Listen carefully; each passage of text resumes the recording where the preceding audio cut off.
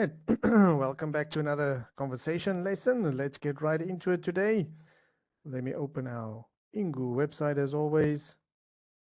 As I always mention to you guys, you can come here by yourself. They have a lot of articles you can read through and discuss with friends if you want to practice English together. Ingu.com. Let's see. What shall we read today? Tokyo police introduces strict regulations for cyclists. All right, let's try this. I like cycling. Oop. A lot of people are against cyclists because of, they take up space on the road, all these things. But let's see. I'm going to make it a little bit bigger so you guys can see easier. So let's get started. As always, I'm going to go with the vocabulary first. I'm going to read through it. I'd like you to hit pause after each word. You read through it. Make sure you understand the definition. If you're not sure, type it in Google.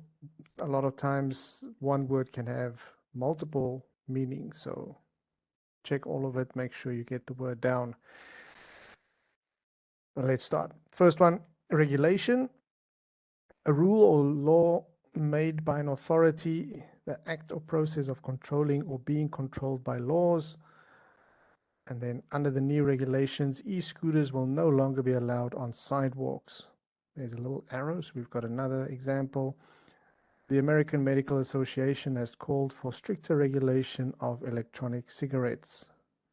Okay. Next word we have surge, a large and sudden increase. The past decade has seen a massive surge in the use of online dating apps. Then we've got ticket, an official notice that someone has broken a traffic law. The police officer saw me go through the stop sign and gave me a $40 ticket. Then we've got sidewalk, a path on the side of the road that people walk on. You aren't supposed to cycle on the sidewalk. Then we've got a fine, to make someone pay an amount of money for breaking a rule or law. You can get fined for failing to stop at a pedestrian crossing. And the last one, crowded, having too many people. Our local beach gets really crowded in summer. Okay, so we're going to jump right to the article next. Again, I'm going to read the whole article. I'd like you to pause after each little paragraph maybe, and then you read it. Make sure you get the pronunciation down, and be sure to say the words out loud. Read it out loud. You want to talk. You want to make the sounds. It's just doing over and over, practicing.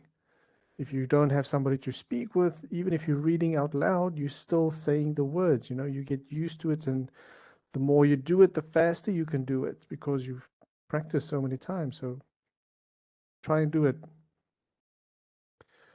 Okay, let's go. Tokyo police introduce strict regulations for cyclists. The Tokyo Metropolitan Police Department has introduced stricter regulations for cyclists because of a surge in bicycle accidents.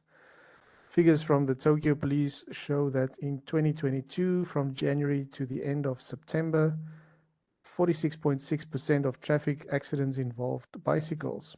During this period, there were 10,271 accidents involving bicycles, which is an increase of more than 1,700 from the same period in 2021. The new cycling regulations were introduced on October 31, 2022.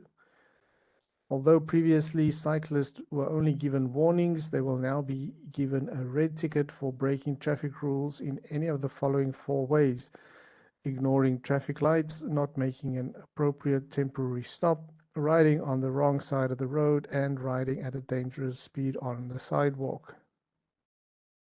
If a person receives 2 red tickets in 3 years, they will have to take a 3-hour course on proper cycling, which costs 6,000 yen or about $40. And if they do not take the course, they could be fined up to 50,000 yen, which is around $360. Criminal punishment is also possible if a cyclist hits someone and hurts them. The use of bicycles has increased during the coronavirus pandemic as many people try to avoid traveling on crowded trains and buses. The pandemic has also increased demand for food delivery services, and this too has increased the number of bicycles on the street. Cycling has been shown to have many health benefits, such as reducing the possibility of getting heart disease or dying from cancer. How, sorry for laughing for that, but I've cycled a lot and I had cancer, so. All right. However, ignoring traffic rules is dangerous for both cyclists and the people around them. For this reason, the Tokyo Metropolitan Government is now developing a smartphone app to teach safe cycling. Interesting. All right. Well, let's go on to the discussion questions. Again, I'm going to read the question and then I'll answer it in the way that I would answer it normally. You can hit pause either before or after I answer, and then you can give your answer first and see if we agree on something, or you can listen to my answer and then respond to that or add something or agree or disagree, however you would in a normal conversation. So number one, what are your thoughts on Tokyo's new cycling regulations? Yeah, I guess it's okay. Yeah, no, actually it's probably good because a lot of times people on bicycles, they tend to, you know, they'll stop or they'll ride, they'll go over red lights and they don't obey all the traffic rules. And I mean, they're using the road, so they should probably follow the rules. Um, so yeah, why not give them? And it's not a big infringement, it's just a small fine. And if you, yeah, it seems totally acceptable. Good. Number two, are there many cyclists where you live? Has this changed recently? Um, not just people commuting, no. Here in Thailand, they've got a lot of motorbikes, a lot of scooters, but people just riding bicycles, I think it's too hot. They don't like to do that. So you don't see that. There's a lot of, not a lot. I know in Chiang Mai, there were quite a lot of people cycling for fitness, as a sporting activity, but not just commuting, getting from one place to the other, mainly scooters. All right. Number three, how often do you see people cycling dangerously around your town or city? Not often.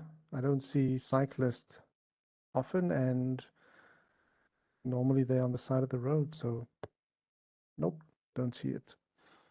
Number four, do you own a bike? If so, how often do you use it? If not, do you want to? Yes, I do own two bicycles. At a point, I had 3 or 4 bicycles. Like I mentioned before, I used to be a professional cyclist. So I cycled a lot and then I stopped completely because when I stopped riding professionally, I had to start working. And if you're working, you don't have that much time for training. So it was very frustrating when I was cycling and I was going a lot slower than I used to, which is obvious because you're not training as hard. But I found it very frustrating and then I just stopped completely. And a few years, but that was now almost 20 years ago that I stopped cycling. And then a few years, how many? About 5 years ago, I bought a bicycle again. When I lived in Shanghai, I bought one again just for commuting. And then I loved it. And I could get bike parts for so cheap over there. So I bought so many things. Then I started cycling again a bit. And then I had a road bike. I went training rides again. But then I just it's not exciting just doing it at a mediocre level for me. So now I've got a bike here and I hardly ever use it. Yeah, I wanted to ride around Phuket a little bit more, but I just, yeah, I still follow cycling as a sport. I follow all the big races, read the news, all of the things, but me personally, I just don't have the passion to ride anymore. I'm very extreme. I do everything. I'll do it to the maximum, or I don't do it at all. Yeah. Okay. Number five, have you had many traffic tickets in recent years? No, not especially not getting pulled over. None whatsoever. No, I did one. In Chiang Mai, I got stopped by the police once for what did I do? I was on my motorbike and I think I just I went across a road where I wasn't allowed, and then they followed me and they stopped me. But again, it was a small fine, like what was it, about 10 or $15. And I got a couple of times where crossed, when the it goes orange, and then it's like, oh, I'm gonna have to try and make it, and then you just hit it when it's red, and they take a picture. So I got a couple of those, but I'm not sure if it was me or my wife using the car, so we don't know. But not that many, maybe 3 in the past 5 years.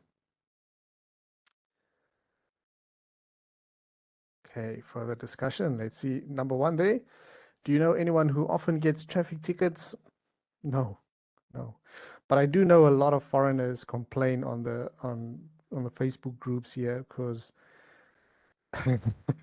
which is kind of silly, because they come to Thailand without a motorbike license, and then they rent a motorbike and they drive without a helmet in tourist areas. So of course it's so easy for the police. They just make a checkpoint, pull you over if you're not wearing a helmet, and then yeah, so many people get tickets.